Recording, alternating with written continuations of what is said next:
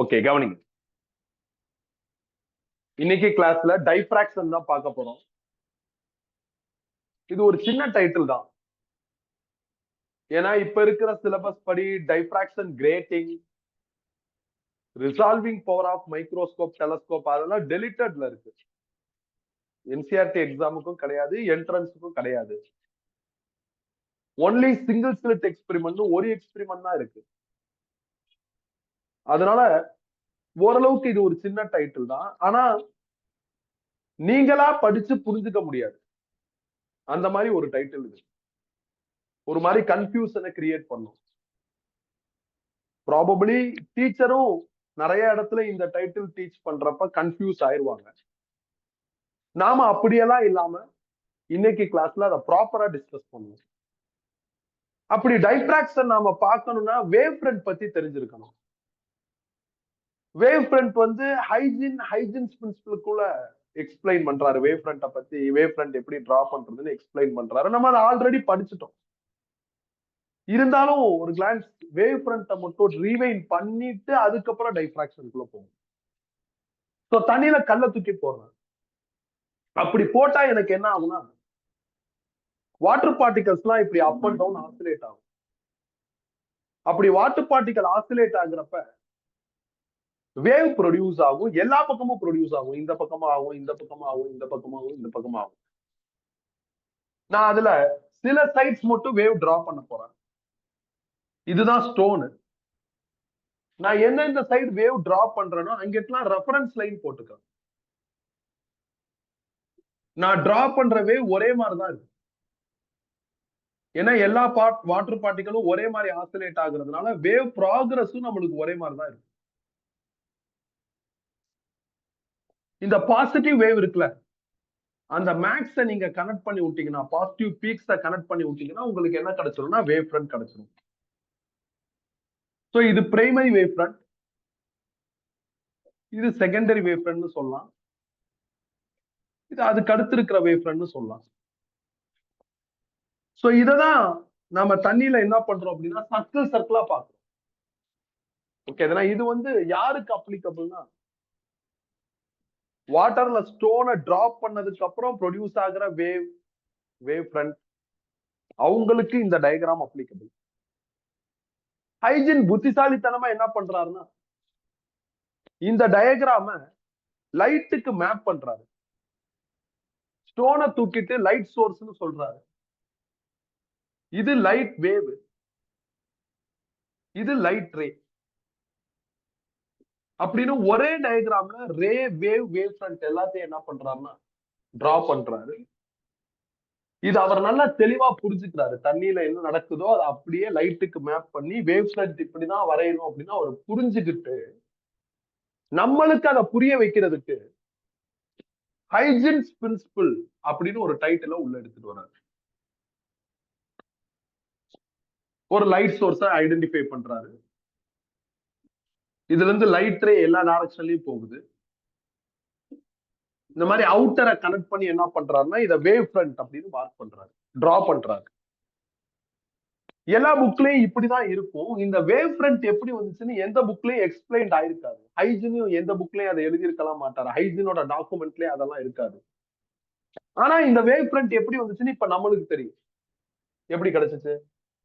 நம்ம wave draw பண்ணும், அதோட பாசிட்டிவ் மேக்ஸை கனெக்ட் பண்ணா நம்மளுக்கு என்ன கிடைச்சிரும்? வேவ் ஃப்ரண்ட் கிடைச்சிரும். அப்ப இந்த இடத்துல வேவை டிரா பண்ணும், அதுல பாசிட்டிவ் மேக்ஸை கனெக்ட் பண்ணி நாம என்ன பண்ணுவோம்? இந்த வேவ் ஃப்ரண்ட்டை ஐடென்டிஃபை பண்ணிக்கிறோம். பட் ஹைஜின் அதை ஷோ பண்ணல. ஜஸ்ட் வேவ் ஃப்ரண்ட்டை மட்டும் தான் என்ன பண்ணிருக்காரு, டிரா பண்ணிருக்காரு. இத பிரைமரி வேவ் ஃப்ரண்ட்னு சொல்றாரு.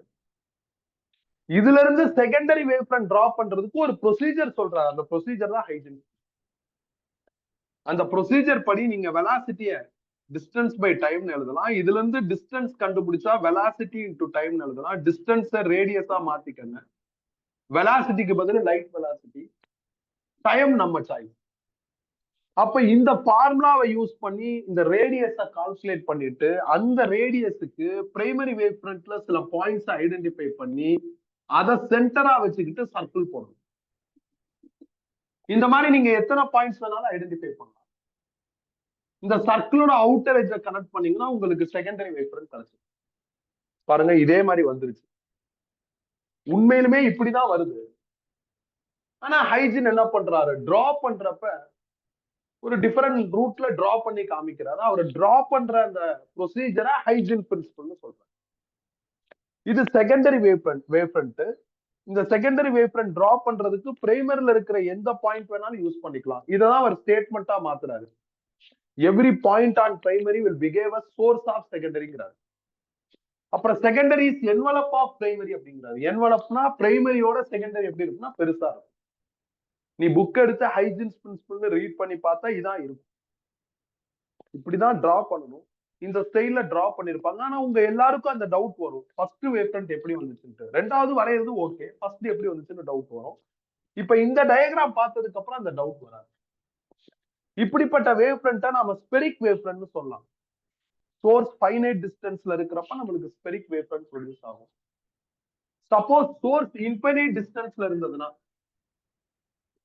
லைட் ரே எல்லாம் உங்களுக்கு என்ன ஆகும்னா பேரலல் பீம்ஸ் தான் வரும். இந்த அவுட்டரை கனெக்ட் பண்ணிட்டீங்கன்னா உங்க வேவ் ஃப்ரண்ட் கிடைச்சிரும். அதாவது நீங்க வேவ் வரையணும். வேவோட பாசிட்டிவ் மேக்ஸை ஜாயின் பண்ணி நீங்க என்ன பண்ணிக்கணும், வேவ் ஃப்ரண்ட் எடுத்துக்கணும். நெக்ஸ்ட் இதுல சில பாயிண்ட்ஸ் ஐடென்டிஃபை பண்ணணும். எத்தனை பாயிண்ட்ஸ் வேணாலும் ஐடென்டிஃபை பண்ணிக்கலாம். இந்த ரேடியஸுக்கு நீங்க என்ன பண்ணணும், இந்த பாயிண்ட சென்டரா வச்சுட்டு சர்க்கிள் வரையணும். அந்த சர்க்கிளோட அவுட்டரை கனெக்ட் பண்ணா அடுத்த வேவ் ஃப்ரண்ட் கிடைக்கும். இது வந்து plane wave front. Plane wave front உங்களுக்கு வேணும்னா உங்களுக்கு லைட் ரே எப்படி இருக்கணும்னா பேரலா இருக்கணும். லைட் சோர்ஸ் எங்க இருக்கணும், இன்ஃபினிட்டில இருக்கும். இந்த பிளேன் வேவ் ஃப்ரண்டோட டைஃப்ராக்ஷன் பத்தி தான் படிக்கணும். அதுக்கு வந்து ஃபேரன்-ஹூப்பர் டைஃப்ராக்ஷன் பேரு. அது ரிலேட்டடா ஒரு சின்ன எக்ஸ்பெரிமெண்ட், அது சிங்கிள் ஸ்லிட் எக்ஸ்பெரிமெண்ட் சொல்லுவாங்க. அந்த எக்ஸ்பெரிமெண்ட்டை டிஸ்கஸ் பண்ண போறோம். டீடைல்டா அதை படிக்க போறோம். படிச்சுட்டு என்னது அதுல ப்ராப்ளம்ஸ் பார்க்கணும். நான் திடீர்னு பிளேன் வேவ் ஃப்ரண்ட் ஒரு இடத்துல வரைஞ்சா உனக்கு அன்ஈஸியா இருக்குங்கிறதுனால plane wave front, spheric wave front எல்லாம் எப்படி வந்துச்சுங்கிறத திருப்பி ஆரிஜின்ல இருந்து சொல்லி கொடுக்கும். ஓகேவா? இப்ப சிங்கிள் ஸ்லிட் எக்ஸ்பெரிமெண்ட்டுக்குள்ள போலாம். பிளேன் வேவ் ஃப்ரண்ட் வேணும்னா லைட் சோர்ஸ் எங்கப்பா இருக்கணும், இன்ஃபினிட்டில இருக்கணும்.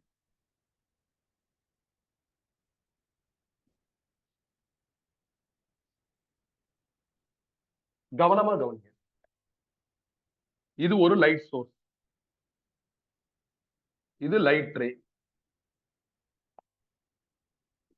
இங்க ஒரு லென்ஸ் ஒன்னு டிரா பண்றேன். இந்த லென்ஸுக்கு L1 பேர் வைக்கிறேன். லென்ஸ் டிரா பண்ணதுக்கு அப்புறம் இதை நான் லைட் ரேவா பார்க்கலாம், பிரின்சிபல் ஆக்சிஸா பார்க்கிறேன். திடீர்னு இதை நான் பிரின்சிபல் ஆக்சிஸ்னு சொல்லுவேன், திடீர்னு ரெஃபரன்ஸ் லைன் சொல்லுவேன். நான் நினைச்சு என்ன பண்ணிக்குவேன்னா மாத்திக்குவேன். ரெண்டுமே ஒண்ணுதான் அப்படின்னு அர்த்தம். நான் புத்திசாலித்தனமா என்ன பண்ணிருக்கேன் அப்படின்னா இந்த லைட் சோர்ஸை இந்த லென்ஸோட போக்கஸ்ல வச்சிருக்கேன். அப்போ போக்கஸ்ல இருந்து லைட் ரே எமிட் ஆகுது. ரூல் படி போக்கஸ்ல இருந்து லைட் ரே கிளம்புனுச்சுன்னா லென்ஸை விட்டு வெளியே வரப்ப பிரின்சிபல் ஆக்சிஸ்க்கு பேரலா வரும்.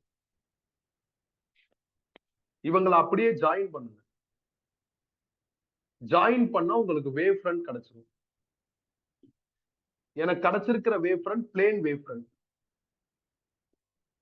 பிளேன் வேவ் ஃப்ரண்ட் கிடைச்சிருக்குன்னா நான் சோர்ஸை எங்கப்பா வச்சிருக்கேன்னு அர்த்தம், இன்ஃபினிட்டில வச்சிருக்கேன்னு அர்த்தம். கொஞ்சம் ரியாலிட்டியை யோசிச்சு பாருங்களா. சோர்ஸ் இன்ஃபினிட்டில இருக்கு, அங்க இருந்து லைட் ரே வரணும், அதை வச்சு வேவ் ஃப்ரண்ட் வரையணும்னா வரைகிறது ஈஸி. பிராக்டிக்கலா யோசிச்சா அந்த மாதிரி கேரி பண்றது கஷ்டம். ஏன்னா சோர்ஸ் இன்ஃபினிட்ல இருக்குன்னா அங்க இருந்து வர லைட் ரேவை நம்ம கேப்சர் பண்ணணும், அது கஷ்டம். அதனால சோர்ஸ் இன்ஃபினிட்டில இருந்தா லைட் ரே எல்லாம் பேரலா வரும், அதை ரெடிமேடா ரெடி பண்ணி. உண்மையிலுமே இவன் இன்ஃபினிட்டில இருந்தா லைட் ரே இப்படி பேரலா வரும். அதை நாம என்ன பண்ணியாச்சு, ஆர்டிபிஷியலா உருவாக்கி பிளேன் வேவ் ஃப்ரண்ட் ரெடி பண்ணிட்டோம். இந்த இடத்துல ஒரு சின்ன ஓப்பனிங் இருக்கு.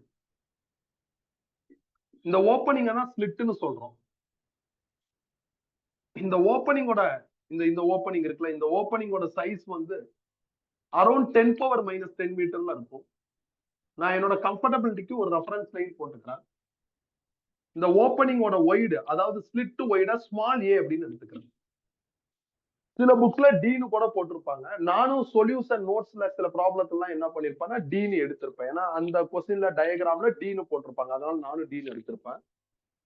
இப்ப இந்த ஓப்பனிங் வழியா இந்த லைட் ரே கிளம்பி நேராவே போகுது,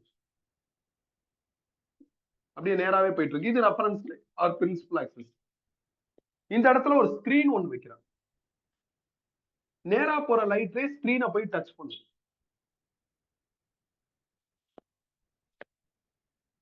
இவங்க நேரா போறவங்க நேரா தான் போயிட்டு இருப்பாங்க.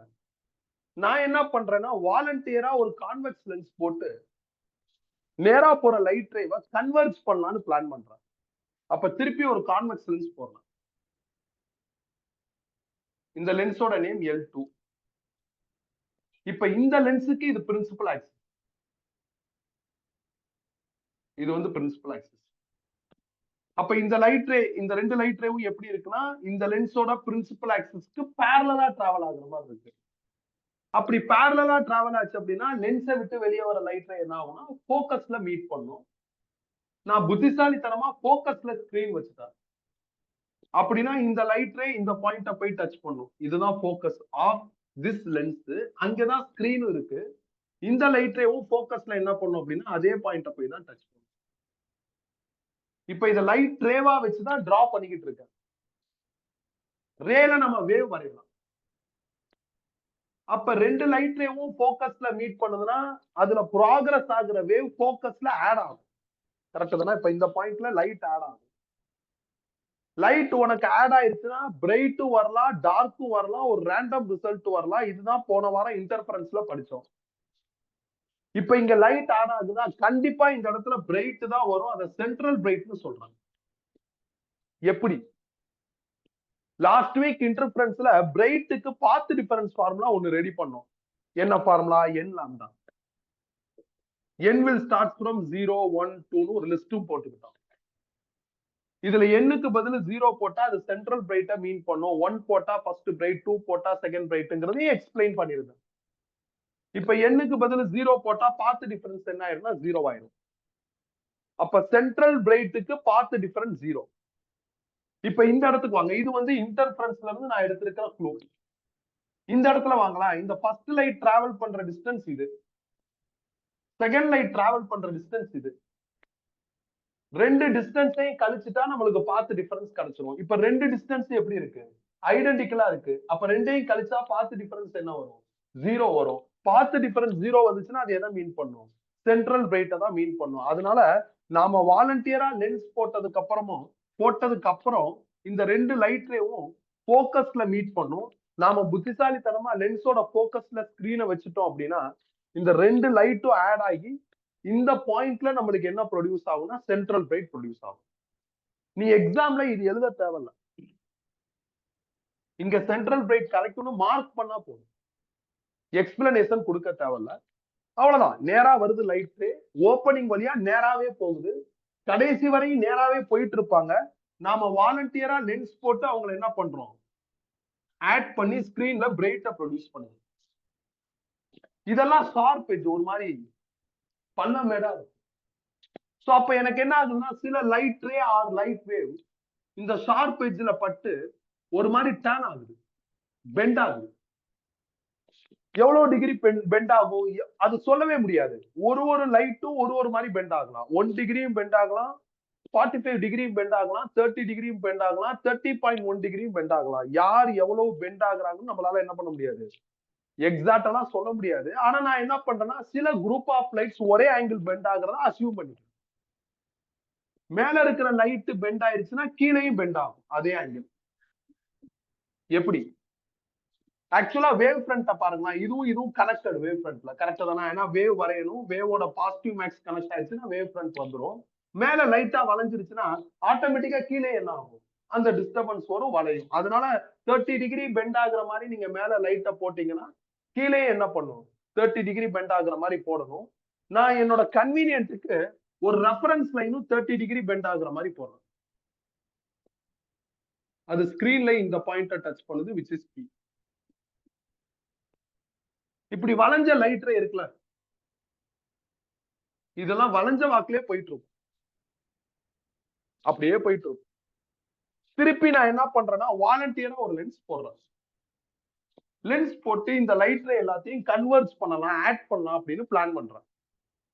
இப்ப நான் இங்க செட் பண்ற லென்ஸுக்கு இந்த ரெஃபரன்ஸ் லைன் வந்து பிரின்சிபல் ஆக்சிஸா இருக்கு. அப்படி இந்த ரெஃபரன்ஸ் லைன் பிரின்சிபல் ஆக்சிஸா இருந்தா பிரின்சிபல் ஆக்சிஸ்க்கு பேரலா இந்த லைட் ரே டிராவல் ஆன மாதிரி இருக்கா? அப்ப என்னப்பா ஆகும்? லென்ஸை விட்டு வெளியே வர லைட் போக்கஸ்ல என்ன பண்ணும், கன்வெர்ஜ் ஆகும், மீட் பண்ணும். அந்த போக்கஸ் தான் இந்த பாயிண்ட். அந்த மாதிரி தான் நம்ம செட் பண்ணுவோம். அப்படி செட் பண்ணா இந்த லைட் எல்லாம் உங்களுக்கு போக்கஸ்ல போய் என்ன ஆகும், மீட் ஆகும். அந்த இடத்துல இவங்க ஆட் ஆவாங்க. இந்த இடத்துல பிரைட்டும் வரலாம், டார்க்கும் வரலாம். நம்மளால கான்பிடென்ட்டா என்ன பண்ண முடியாது, இங்க சொன்ன மாதிரி அங்க சொல்ல முடியாது. இங்க சென்ட்ரல் பிரைட்னு கான்பிடென்ட்டா சொல்லலாம், அந்த மாதிரி அங்க சொல்ல முடியாது. என்ன வேணாலும் என்ன இருக்கலாம்னா நடந்திருக்கலாம். ஓகே தானே?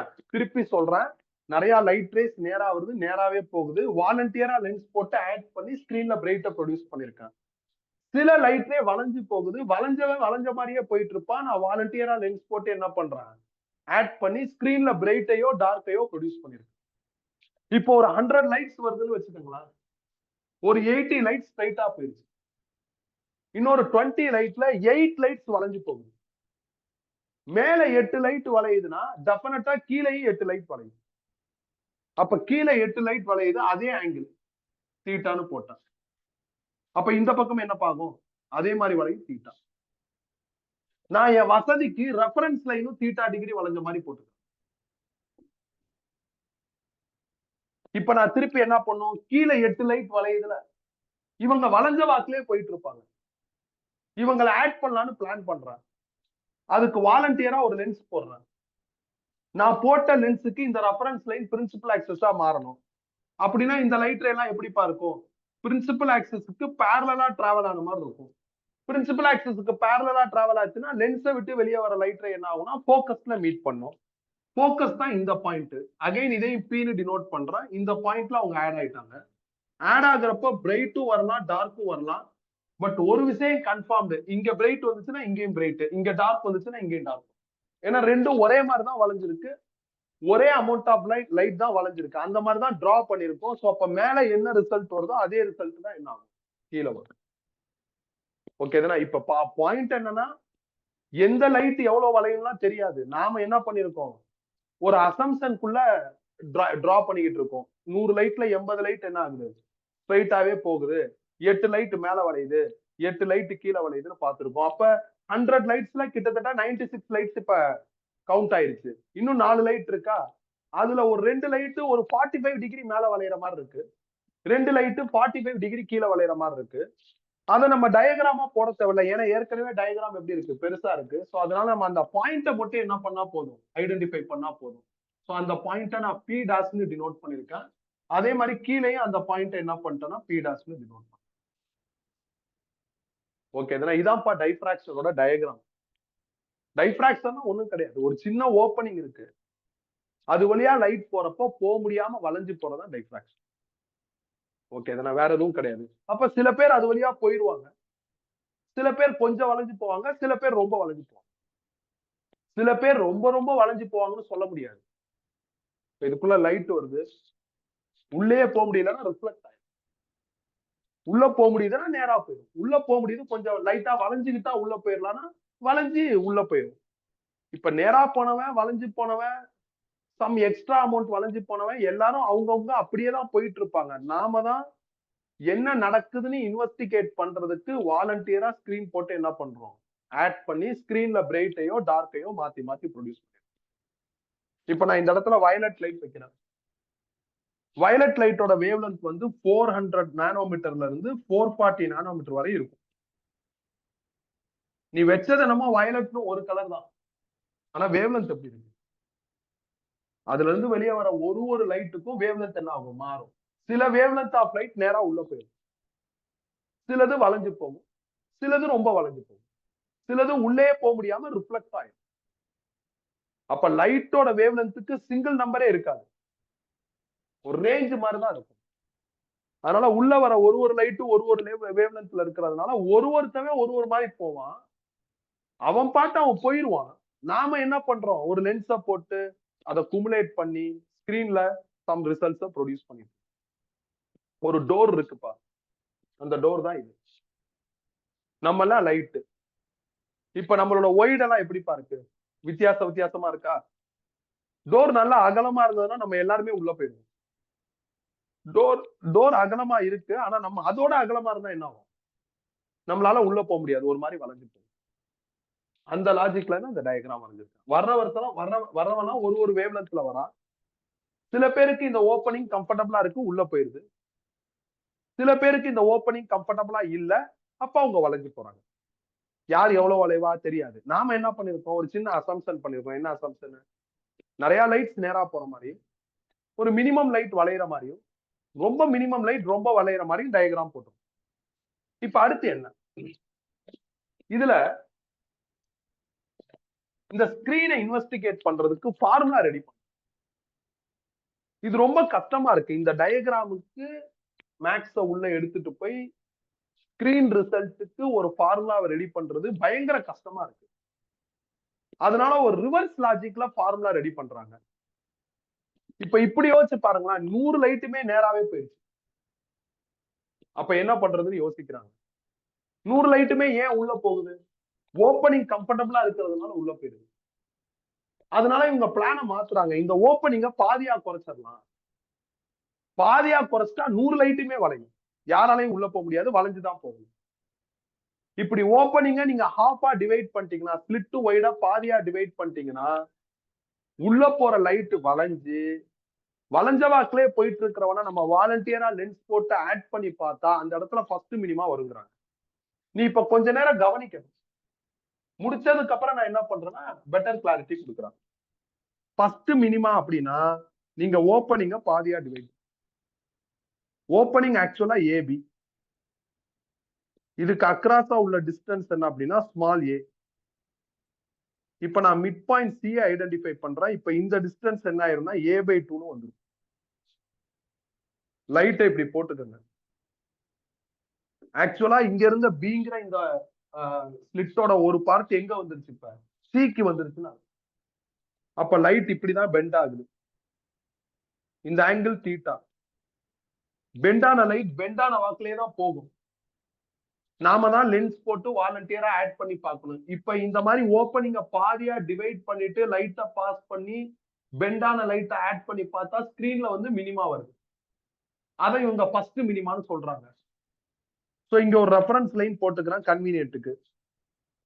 ஏல இருந்து ஒரு பர்பெண்டிகுலர் லைன் சிக்கு டிரா பண்றேன். இந்த பாயிண்ட எம்னு எழுதுறேன். இந்த ஆங்கிள் தீட்டானா இதுவும் தீட்டா. நான் பார்த்து டிஃபரன்ஸ் கண்டுபிடிக்கணும். ஏன் நான் பார்த்து டிஃபரன்ஸ் கண்டுபிடிக்கிறேன்னா சிம்பிள். நம்ம வாலண்டியரா லென்ஸ் போட்டு லைட்டை என்ன பண்றோம்னா ஆட் பண்றோம். லைட்டை ஆட் பண்ணிட்டா அது இன்டர்ஃபரன்ஸ். இன்டர்ஃபரன்ஸ்ல அல்டிமேட்டே பார்த்து டிஃபரன்ஸ் தான். அதனால பார்த்து டிஃபரன்ஸ் கண்டுபிடிக்கணும். பார்த்து டிஃபரன்ஸ்னா என்ன? ரெண்டு லைட்டையும் கம்பேர் பண்ணி ஏதாவது ஒண்ணு எக்ஸ்ட்ரா டிராவல் ஆகுதா இல்ல ஏதாவது ஒண்ணு கம்மியா டிராவல் ஆகுதான்னு நோட்டீஸ் பண்ணுங்க. அந்த எக்ஸ்ட்ரா கம்மியா இருக்கிற அமௌண்ட் தான் பார்த்து டிஃபரன்ஸ். ஏல இருந்து போற லைட் இவ்வளவு தூரம் போகுது. சில இருந்து வர லைட் இப்படி போகுது. எம்ல இருந்து வர லைட் இருக்கு பாத்தீங்களா? எம்ல இருந்து கிளம்புற லைட்டும் ஏல இருந்து கிளம்புற லைட்டும் டேலி ஆகுது. அப்ப சிஎம் தான் என்னவா இருக்கு? எக்ஸ்ட்ராவா இருக்கு.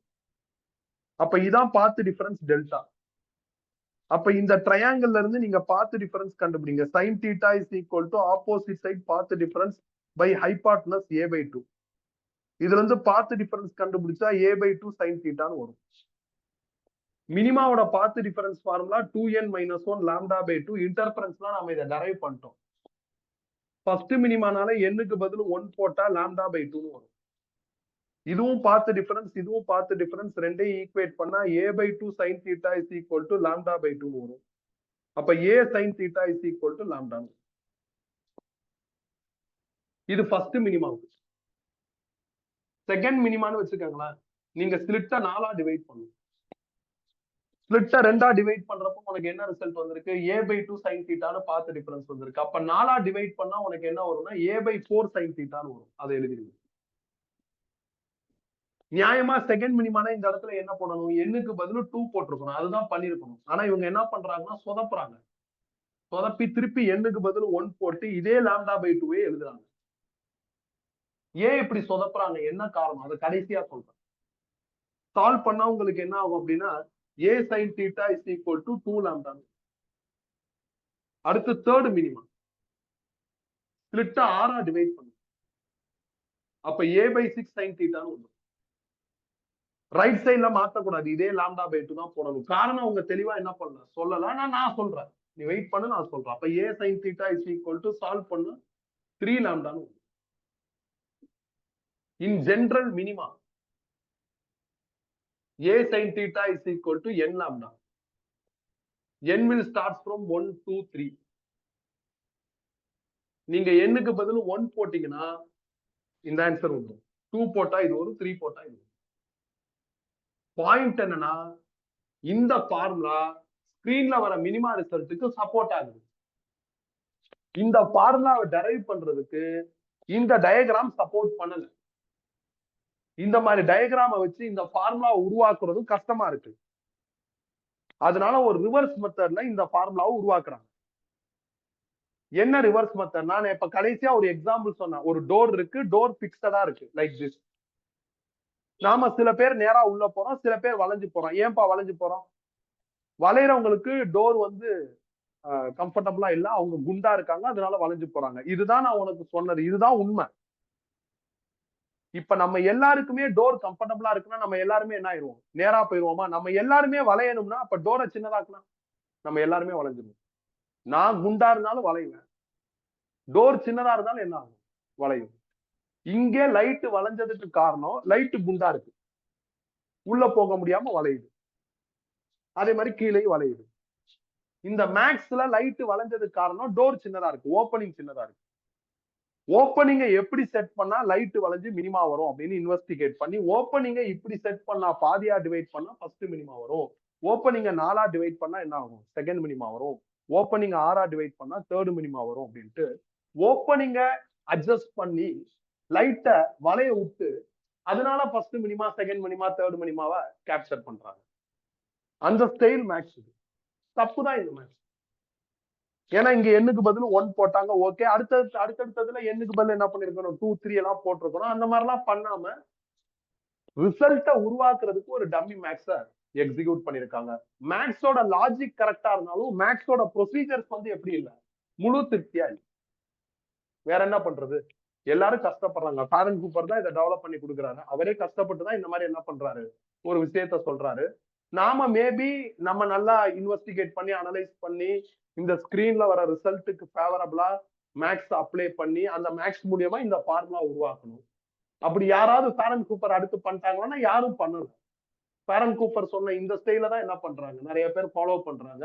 இந்த ஸ்டைல் புரியாதவங்க இதை எழுதுறதே கிடையாது, ஸ்ட்ரைட்டா அதை எழுதிட்டு போயிடுறாங்க. நான் என்னோட கெரியர்ல ஃபர்ஸ்ட் டைம் ஸ்ட்ரைட்டா அதை தான் எழுதுனேன், இதை நடத்தவே இல்லை யாரும். ஏன்னா இதெல்லாம் எனக்கு அப்ப கிடைக்கவே இல்லை. அதுக்கு அடுத்த வருஷம் தான் என்ன பண்ண அப்படின்னா நிறைய புக்கை தேடி நோண்டி, ஓகே உங்க ரிவர்ஸ் ஸ்டைல் சொல்றாங்க, லைட் வளையணும் அவ்வளவுதான், பெண்ட் ஆகும். எப்படி பெண்ட் ஆகும்? நார்மல் ஓப்பனிங் நம்ம குண்டா இருந்தாலும் பெண்ட் ஆகும், நம்ம நார்மலா இருக்கும் ஓப்பனிங் சின்னதா இருந்தாலும் என்ன ஆகும்? பெண்ட் ஆகும். டிரா பண்றப்ப நார்மல் ஓப்பனிங் நம்ம குண்டா இருக்கும், அதனால பெண்ட் ஆகுறோம். மேக்ஸ்ல நம்ம நார்மலா இருக்கும், ஓப்பனிங் என்ன ஆகுது? சின்னதா இருக்கிறதுனால வளையிறோம், பெண்ட் ஆகுறோம். அப்படிங்கிற மாதிரி ரெண்டுலயுமே பெண்டிங் தான் நடக்குது, ஆனா ஸ்டைல் என்ன ஆகுது? மாறுது. அந்த மாதிரி பண்ணிருக்காங்க. அதனால இந்த மேக்ஸ பத்தி நாம என்ன பண்ண தேவையில்ல, ரொம்ப அலட்டிக்க வேண்டிய அவசியம் இல்லை. பட் எக்ஸாம்ல எழுதலாம், தியரி எக்ஸாம்ல எழுதலாம். எழுதுறதுக்கு ஒண்ணு இது கஷ்டமா இருக்காது, சாதாரணமா தான் இருக்கும். இப்ப ஃபர்ஸ்ட் மேக்ஸிமா போறாங்க. ஃபர்ஸ்ட் மேக்ஸிமானா ஸ்பிளிட்ட வந்து என்ன பண்ணும் அப்படின்னா 3ஆ டிவைட் பண்ணும். அப்ப a/3 sin தீட்டான்னு வரும். இப்ப நியாயமா மேக்ஸிமானா என்ன பண்ணிருக்கணும்? மேக்ஸிமாவோட பாத் டிஃபரன்ஸ் தானே யூஸ் பண்ணிருக்கணும். இப்பயும் தப்பு பண்ணுவாங்க, இதே தான் அங்கேயே போடுவாங்க. அப்ப இந்த மாதிரி தப்பா எழுதுறதுலயே கிளியரா தெரியுது என்னது, இந்த ரூட் தப்பு. இந்த மேக்ஸ் என்னது லாஜிக்கலா கரெக்ட் மாதிரி தெரிஞ்சாலும் இதுலயும் மேத்தமெட்டிக்கலா சில விஷயங்கள்லாம் எப்படி இருக்கு, தப்பா தான் இருக்கு. ஆனா வேற வழி இல்லை, இதுதான் புக்ல ஆஃபர் ஆயிருக்கு, அதை நம்ம அக்செப்ட் பண்ணிட்டு டிராவல் பண்ணுவோம். அப்ப a sin theta is equal to 3 lambda by 2. இது ஃபர்ஸ்ட் மேக்ஸிமா. செகண்ட் மேக்ஸிமா 5ஆ டிவைட் பண்ணும். அப்ப a/5 sin theta is equal to right சைட மாத்தாதீங்க, lambda by 2. அப்ப a sin theta is equal to 5 lambda by 2. இது second maxima. In general maxima a sin theta is equal to 2n plus 1 lambda by 2 வரும். நீங்க எண்ணுக்கு பதில் 1 போட்டீங்கன்னா first maxima, 2 போட்டீங்கன்னா செகண்ட் மேக்ஸிமான்னு இந்த ரிசல்ட்ஸ் வர ஆரம்பிக்கும். எல்லா புக்கும் சொல்லி வச்ச மாதிரி எண்ணுக்கு பதில் 0 போட்டா சென்ட்ரல் மேக்ஸிமா வரும், சென்ட்ரல் பிரைட் வரும் அப்படின்னு ஜஸ்டிஃபை பண்ணிருப்பாங்க. ஆனா நான் இதை ஏத்துக்கல. N0ங்கிற ஸ்கீமே நான் கொண்டு வர மாட்டேன். என்ன காரணம்னு இன்னும் கொஞ்சம் லேட்டா சொல்றேன். ஆக்சுவலா இது மினிமா ஸ்கிரீன்ல வர மினிமாவை அனலைஸ் பண்றதுக்கு இது ஃபார்முலா. ஸ்கிரீன்ல வர மேக்ஸிமாவை அனலைஸ் பண்றதுக்கு இது ஃபார்முலா. இந்த ஃபார்முலா உருவாக்குற ரைட் ட்ரையலான மேக்ஸ் எங்கேயுமே இல்ல. ராங் ட்ரையலான மேக்ஸ் தான் இருக்கு. இவங்க சொல்ற ராங் ட்ரையல் மேக்ஸ்ல லாஜிக் கன்வின்ஸ்டா இருக்கு. ஆனா ரைட் சைடுல இவங்க λ/2ன்னு போடுறது எப்படி இல்ல கன்வின்ஸ்டா இல்ல. ஓகே தானே? அது இல்லாம இவங்க எப்படி கண்டுபிடிச்சாங்க பாதியா டிவைட் பண்ணா ஃபர்ஸ்ட் மினிமா வரும், 4ஆ டிவைட் பண்ணா செகண்ட் மினிமா வரும், அதை எப்படி கண்டுபிடிச்சாங்க? அதுக்கு ஒரு எக்ஸ்பிளனேஷன் வேணும். அதுவும் என்ன ஆகல இல்ல. அதனால ஃபார்முலாவுக்கு மேக்ஸ், மேக்ஸ வச்சு ஃபார்முலா கிடையாது. அப்படிதான் இந்த மேக்ஸ் இருக்கு. நீ தியரி எக்ஸாம்ல இதை எழுதலாம். பேப்பர் கரெக்ட் பண்ற டீச்சரை என்ன பண்ணலாம், சாட்டிஸ்ஃபை பண்ணலாம். அவங்க நீ படிச்சிருக்க, ஏதோ வித்தியாசமா கரெக்டா பண்ணிருக்க அப்படின்னு அவங்கள திருப்திப்படுத்தலாம். பட் எக்ஸ்பிளனேஷன் வைஸ் என்னது, இவ்வளவுதான் மேட்டர். இதுக்கு மேல இதுல எதுவும் கிடையாது. இப்ப அடுத்து நான் என்ன பண்றேன் அப்படின்னா, ஸ்கிரீன்ல 2 புது டிஸ்டன்ஸ் ஐடென்டிஃபை பண்றேன். ஒன்னு சென்ட்ரல் பிரைட்டுக்கும் இந்த ஃபர்ஸ்ட் பாயிண்ட் இருக்குல்ல பி, இதுக்கு நடுவுல இருக்கிற கேப்பை நான் என்ன பண்றேன்னா ஒய்னு எழுதுறேன். இன்னொன்னு என்னன்னா, ஸ்லிட்டுக்கும் ஸ்கிரீனுக்கும் நடுவுல இருக்கிற டிஸ்டன்ஸ் கேபிட்டல் டின்னு போடுறேன். இப்ப பி இந்த பாயிண்ட் சி, இதுல ஒரு ட்ரையாங்கிள் தெரியுதா? அதுல tan θ டீல் பண்றேன். tan θவோட formula opposite side divided by adjacent side. அப்போ y by d வந்துரும். θ இஸ் வெரி வெரி ஸ்மால்னா tan θவும் sin θவும் ஈக்குவல். sin θவுக்கான இந்த ரிசல்ட்டை மினிமால ஃபில் பண்றாங்க.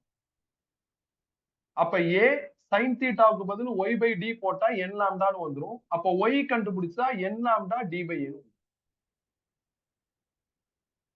இது அடுத்த ரிசல்ட். மேக்ஸிமம் ஆஃப் புக்ல இது இருக்காது. ஓகேவா? இது ஆனா நம்மளுக்கு இம்பார்ட்டன்ட். சில புக்ல நோட்னு போட்டு லைட்டா பேசியிருப்பாங்க. ஆனா இந்த மாதிரி ஃபார்முலாவா மாத்திருக்க மாட்டாங்க. நான் மாத்திக்கிறேன். இத பாக்குறப்போ உனக்கு அடுத்த ஐடியா வரும். என்ன ஐடியா? sin θவுக்கு பதில் y by dன்னு மேக்ஸிமால போடலான்ட்டு. போட முடியாது. மினிமால மட்டும்தான் போட்டு ஃபார்முலா அப்டேட் பண்ண முடியும். என்ன காரணம்னா, ஸ்கிரீன்ல நம்மளுக்கு bright and dark, that is maxima and minima வருது. இதுல மினிமா ஒரு பின் பாயிண்ட் ரிசல்ட்டா இருக்கு. மேக்ஸிமா டிஸ்ட்ரிபியூட் ஆயிருக்கு. இப்ப இது ஆரிஜின் வச்சுக்குவோம். இந்த இடத்துல ஒரு டாட் இருக்கு. ஆரிஜினுக்கும் இந்த டாட்டுக்குள்ள டிஸ்டன்ஸ் கேட்டா நீ ஈஸியா கண்டுபிடிச்சிருவ. ஏன்னா இது கரெக்டா எங்க லொகேட் ஆயிருக்குன்னு தெரியுது. இந்த இடத்துல ஒரு பெரிய சர்க்கிள் இருக்கு. ஆரிஜினுக்கும் சர்க்கிளுக்குள்ள டிஸ்டன்ஸ் கேட்டா கண்டுபிடிக்க முடியாது. ஏன்? சர்க்கிள் பரவி இருக்கு. அப்ப டிஸ்ட்ரிபியூட் ஆயிருந்தா டிஸ்டன்ஸ் கண்டுபிடிக்கிறது கஷ்டம். ஓகே தானா? பின் பாயிண்ட் ஆயிருந்தா டிஸ்டன்ஸ் கண்டுபிடிக்கிறது ஈஸி. மினிமாலா பின் பாயிண்ட் ஆயிருக்கு, டார்க்லாம் பின் பாயிண்ட் ஆயிருக்கு. ஒரு சின்ன டாட் மாதிரி ஒரு லைன் மாதிரி இருக்கு. மேக்ஸிமாலா மினிமாவுக்கு இடையில பரவி இருக்கு. அதனாலதான் மினிமாவோட ஒய் மட்டும் நாம என்ன பண்ணிருக்கோம், ரெடி பண்ணிருக்கோம். மேக்ஸிமாவோட ஒய் ரெடி பண்ண முடியாது. பண்ணாலும் அதை யூஸ் பண்ண முடியாது, வேஸ்ட். இப்ப இந்த ஸ்கிரீனுக்கு வரும். இந்த ஸ்கிரீன்ல இதை நான் ஃபர்ஸ்ட் மினிமாவா பாக்குறேன்.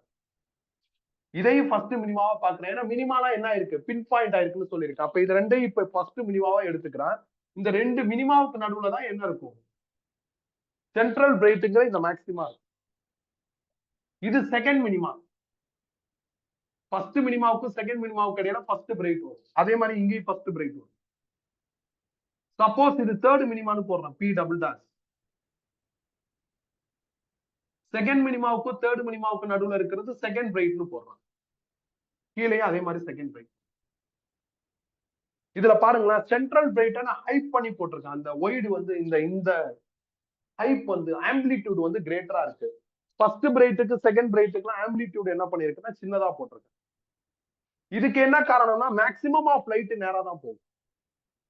நான் சொன்ன நம்பர் லாஜிக் படி கூட 80 லைட் என்ன ஆகுது, நேரா தான் போகுது. 80 லைட் நேரா போய் உனக்கு ஆட் ஆகி தான் சென்ட்ரல் பிரைட் வருது. அப்ப அது ரொம்ப வெளிச்சமா இருக்கும். 8 லைட் மேலையும் கீழே வளைஞ்சு போய் தான் உனக்கு ஃபர்ஸ்ட் பிரைட் வருது. அப்படின்னா அதுல வெளிச்சம் கம்மியா தான் இருக்கும். அதனால இதுல இந்த பிரைட்னஸோட ஹைப் வந்து சென்ட்ரல் பிரைட்ல ஜாஸ்தியாகவும் அடுத்தடுத்த பிரைட்ஸ்ல கம்மியாகவும் இருக்கு. ஓகே தானே? குழப்பம் இல்லைல்ல? இப்ப இது சென்ட்ரல், இது ஃபுல்லாவே சென்ட்ரல் பிரைட் தான். என்னன்னா இது ஃபுல்லாவே சென்ட்ரல் பிரைட்டா இருந்தாலும் நீ எக்ஸாக்டா மிட் பாயிண்ட் தான் ரெஃபரன்ஸா எடுத்துக்கணும். நீ எல்லா மெஷர்மெண்ட்டையும் இந்த ரெஃபரன்ஸ்ல இருந்தா பண்ணணும். சென்ட்ரல் பிரைட் இது ஃபர்ஸ்ட் மினிமா. இவங்களுக்கு நடுவுல இருக்கிற டிஸ்டன்ஸ் y1. இது சென்ட்ரல் பிரைட் கீழே இது ஃபர்ஸ்ட் மினிமா. அப்ப இந்த டிஸ்டன்ஸ் எவ்வளவுப்பா வரும்? y1 தான் வரும். அப்ப டோட்டல் சென்ட்ரல் பிரைட்டோட வித் எவ்வளவு வரும்? சென்ட்ரல் பிரைட் இவ்வளவு தூரம் பரவி இருக்கு, ரெண்டு ஃபர்ஸ்ட் மினிமாவுக்கு நடுவுல இருக்கு. அப்ப டோட்டல் சென்ட்ரல் பிரைட் வித் எவ்வளவு வரும் அப்படின்னா 2y1. கரெக்ட் தானே? இது ரெண்டையும் ஆட் பண்ணா வித் ஆஃப் சென்ட்ரல் பிரைட் கிடைச்சிடும். அதை தான் அடுத்து எழுதுறான். Width of central bright 2y1. 2 ரீடைன் எண்ணுக்கு பதில் 1 போட்டா y1 கிடைச்சிடும். அப்ப லாம்டா d by a. இதை வச்சு angular width of central bright deal பண்றான். இந்த கேபிட்டல் டி விட்டுட்டு எழுதிட்டா ஆங்குலர் வித் கிடைச்சிடும். இப்ப கேபிட்டல் டி விட்டுட்டு எழுதிட்டா ஆங்குலர் வித் கிடைச்சிரும்னு சொல்றேன்ல, அதுக்கு எவிடன்ஸ் நோட்ஸ்ல அட்டாச் பண்ணிருப்பான். அதான உனக்கு எக்ஸாமுக்கு தேவை. நீ எப்படின்னு கேட்டா அதுக்கு பதில் நோட்ஸ்ல ஒரு சின்ன எவிடன்ஸா கீழே எழுதி வச்சிருப்பேன். அதை பார்த்துக்கோ. சரி, வித் ஆஃப் சென்ட்ரல் பிரைட்டுக்கு ஆங்குலர் வித் ஆஃப் சென்ட்ரல் பிரைட்டுக்கு என்ன வித்தியாசம்? வித் ஆஃப் சென்ட்ரல் பிரைட்னா இந்த டிஸ்டன்ஸ் 2y1. ஆங்குலர் வித்னா 2θ. இந்த ஆங்கிள் இதான் difference. 2θ is equal to 2 lambda by a. கிளியரா? இப்ப இது சென்ட்ரல் பிரைட்டோட ரெஃபரன்ஸ் பாயிண்ட். இது ஃபர்ஸ்ட் மினிமா, டிஸ்டன்ஸ் y1. இது செகண்ட் மினிமா. அப்ப இந்த டிஸ்டன்ஸ் தான் நம்ம y2 எழுதணும். நீங்க y2ல இருந்து y1 மைனஸ் பண்ணா இந்த கேப் கிடைக்கும்.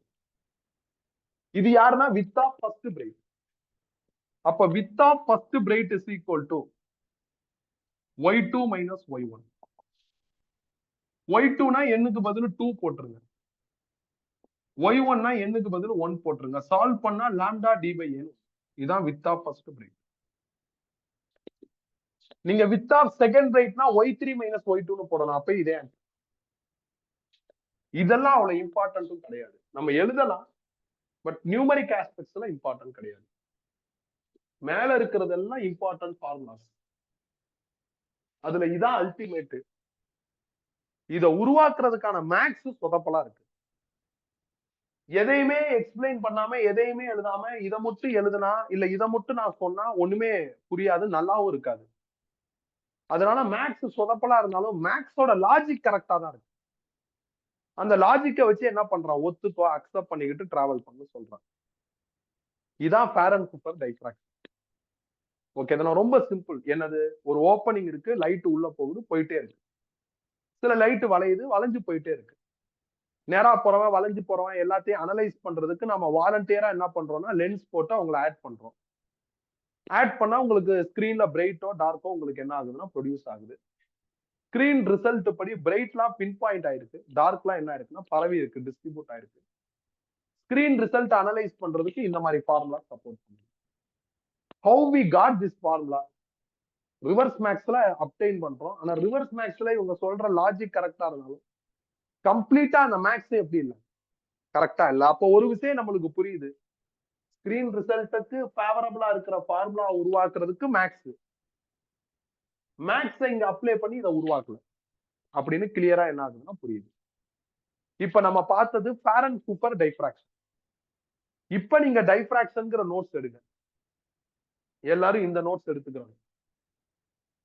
இதுல எடுத்தவனே ஒரு டேபிள் இருக்கும்.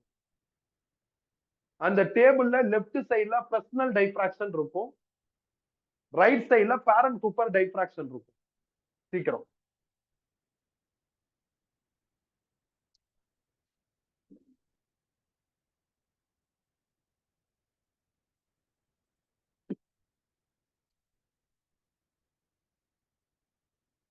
சீக்கிரம் எடுங்க.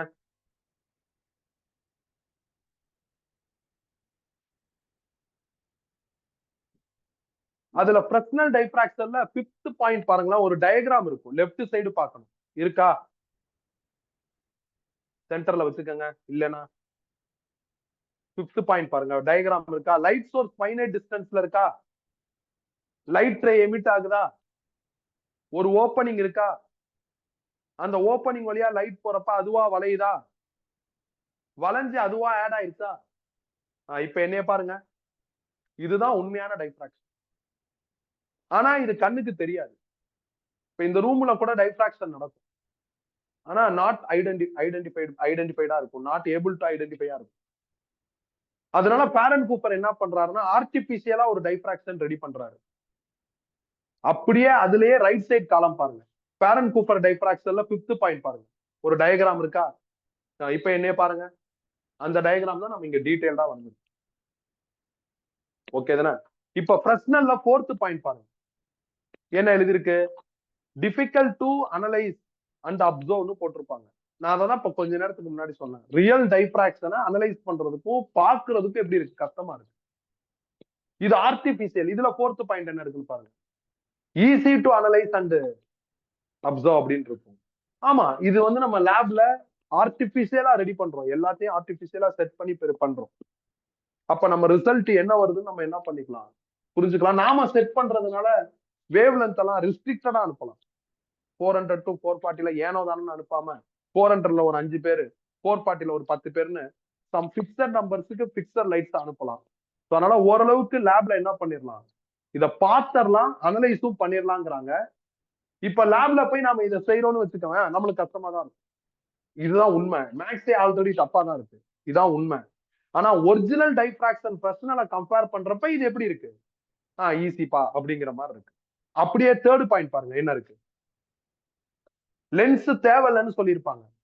எதுல? பிரஸ்னல்ல. இதுல என்ன தேவை? லென்ஸ் தேவைன்னு இருப்பாங்க. இதை தான் நான் சொன்னேன், வாலண்டியரா நம்ம லென்ஸ் போறோம், வாலண்டியரா லென்ஸ் போட்டு ஆட் பண்ணும். இல்லைன்னா அது கன்வெர்ஜ் ஆகாது, ஆட் ஆகாது, ஸ்கிரீன்ல ஒரு ரிசல்ட் வராது. அதுதான் 3rd பாயிண்ட். வாலண்டியரா லென்ஸ் போட்டு நம்ம ஆட் பண்றதுனால என்சிஆர்டி புக்கு ஒரு மட்டமான ஸ்டேட்மெண்ட்டை கொடுத்திருப்பாங்க இன் டைஃப்ராக்ஷன் டைட்டில். என்னன்னா இன்டர்ஃபரன்ஸும் டைஃப்ராக்ஷனும் ஒண்ணுன்னு இருப்பாங்க, டோட்டலா வேற வேற. இன்டர்ஃபரன்ஸ்ங்கிறது என்னன்னா நேச்சுரலாவே 2 லைட் ஆட் ஆகுறது, ஒரு லைட் இப்படி வருது, இன்னொரு லைட் இப்படி வருது, 2 என்ன ஆகுது, ஆட் ஆகுறது இன்டர்ஃபரன்ஸ். டைஃப்ராக்ஷன்னா லைட் ஓப்பனிங் குள்ள போறப்ப போக முடியாம வளைஞ்சு போறது, வளைஞ்சு போறவன் அவனா ஆட் ஆயிக்குவான். அதுதான் உண்மை. உண்மையை பாக்குறது கஷ்டமா இருக்கு, அதனால நம்ம என்ன பண்றோம், ஆர்டிபிஷியலா ரெடி பண்றோம். ஆர்டிபிஷியலா ரெடி பண்றதுல அவனா ஆட் ஆக மாட்டேங்கிறான், அப்ப நாம லென்ஸ் போட்டு என்ன பண்றோம், ஆட் பண்றோம். செகண்ட் பாயிண்ட் பாருங்க, பிரச்சனை என்ன இருக்கு, லைட் சோர்ஸ் அட் ஃபைனைட் டிஸ்டன்ஸ்னு சொல்லியிருப்பாங்க. 5th பாயிண்ட் பாருங்க, டயகிராம்ல ஃபைனைட் டிஸ்டன்ஸ்ல தான லைட் சோர்ஸ் இருக்கு. இதுல செகண்ட் பாயிண்ட் என்ன இருக்கு, light source at infinite distance. கவனிங்க, லைட் சோர்ஸ் இன்ஃபினிட்டில இருக்கணும், ஆனா நம்ம எங்க வச்சிருக்கோம், ஃபைனைட்டா தான் வச்சிருக்கோம். ஆனா உண்மையிலுமே இவன் இன்ஃபினிட்டில இருந்தா வர லைட் ரே இங்க வச்சு நாம என்ன பண்ணியாச்சு, சில செட்டப் மூலியமா உருவாக்கிட்டோம். அப்படின்னா இந்த லைட் சோர்ஸ் எங்க இருக்குன்னு அர்த்தம், இன்ஃபினிட்டில இருக்குன்னு அர்த்தம். இன்ஃபினிட்டில லைட் சோர்ஸ் இருந்தா என்ன வேவ் ஃப்ரண்ட் வரும், பிளேன் வேவ் ஃப்ரண்ட். ஃபைனைட் டிஸ்டன்ஸ்ல லைட் சோர்ஸ் இருந்தா என்ன வரும், ஸ்பெரிக் வேவ் ஃப்ரண்ட் வரும். அதுதான் எங்க இருக்கு அப்படின்னா ஃபர்ஸ்ட் பாயிண்டா இருக்கு. ஓகேவா? நீ இப்ப எந்த புக் வேணாலும் எடுப்பா, உன் சாய்ஸ் தான். டைஃப்ராக்ஷனை படிச்சு பாரு, எல்லா லைனுமே உனக்கு புரியும்.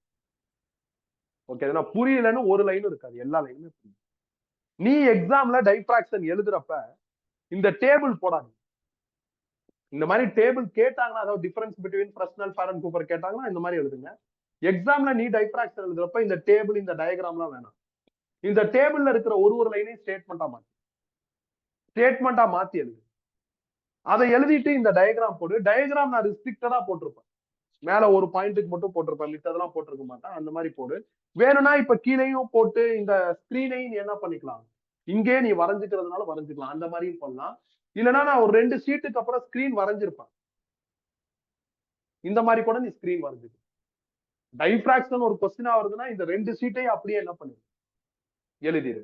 நீ நான் சொன்ன நம்பர் லாஜிக் எல்லாம் போடாது, 80 லைட் நேரா போச்சு, 16 லைட்ல 8 லைட் மேல வளைஞ்சு, 8 லைட் கீழே வளைஞ்சுன்னு அதெல்லாம் எழுதிடாது.